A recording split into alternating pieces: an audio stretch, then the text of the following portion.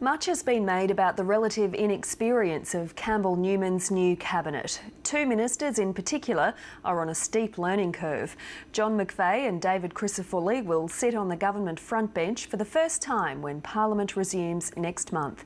Kieran McKechnie reports.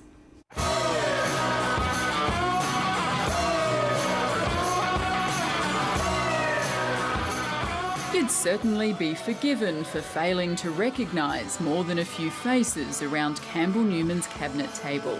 It's hardly surprising after such a seismic shift of Queensland's political landscape.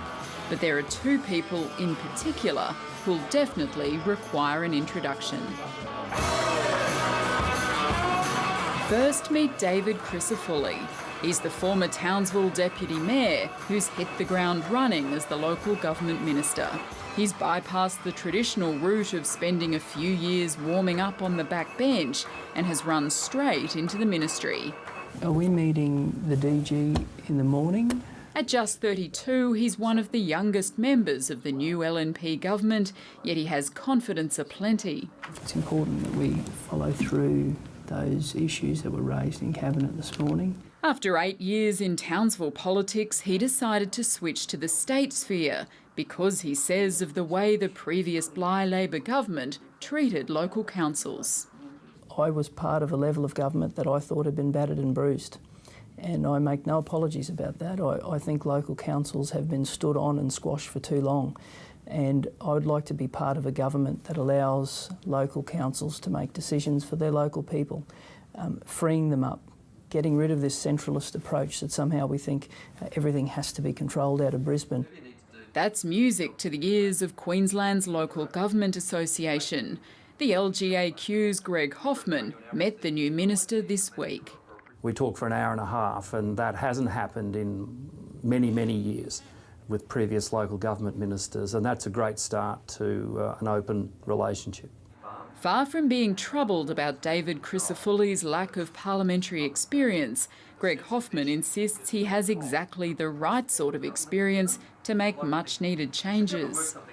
He's experienced the worst of the times under the previous Labor government and its disrespect for councils and the role of mayors and councillors.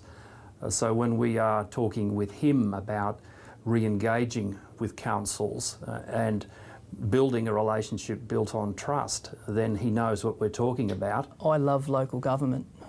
I believe in it. I think the sector has truly copped a battering in recent times.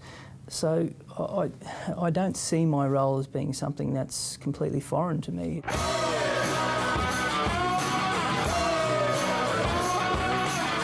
John, how you going? That's good. The state's new agriculture minister too feels he's landed a portfolio in familiar territory. So how many people have been knocking down your door so far? I can show you the list if you like. With a background in agriculture and agribusiness, John McVeigh believes he has the right credentials, although he admits he has a steep learning curve. It's sobering. It's a massive task. I've got no illusions about the size of the challenge in front of me, but I'm very proud to be asked to prosecute those LNP policies and to implement them across the state in relation to agriculture. So for me personally, it's a tremendous honour, there's no doubt about that. Someone who's got a bit of dirt under their fingernails and has linkages to agriculture, that's important. Brent Finlay is the president of AgForce, the state's peak farming lobby group. He'll meet John McVeigh next week and plans to come armed with a long list, from bigger spending on research and development and biosecurity to the big one, the impact of the resources boom on farming. We'll certainly be talking about the balance between agriculture and the resources industry. It's out of balance at the moment. Now, agriculture is the essential industry, and we've seen this massive resources boom. That's impacting on our members right across the state. For now, John McVeigh's major priority is dismantling the previous super department of DD. We'll become a lean and mean department that is focused on agriculture, fisheries and forestry. We welcome that, but we're just a bit concerned about how they go about doing it, the costs associated with that.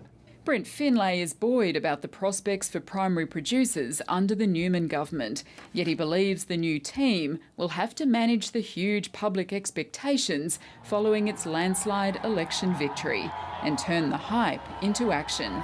But with change, he says, comes optimism, and that's a sentiment echoed by local councils.